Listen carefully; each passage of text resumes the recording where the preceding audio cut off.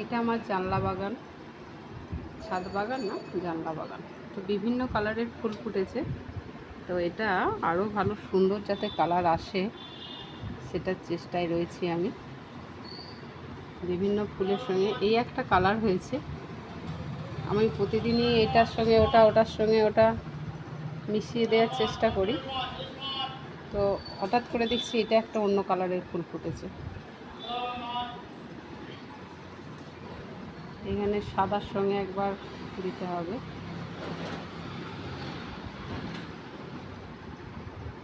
এই একটা সাদা চাপ ফুটেছে। চাপটা এখন একটু ছোট হয়ে গেছে দেখছি, তখন বেশ প্রথম প্রথম বড় বড় ফুটছিল। এই একটা ফুটেছে বড়।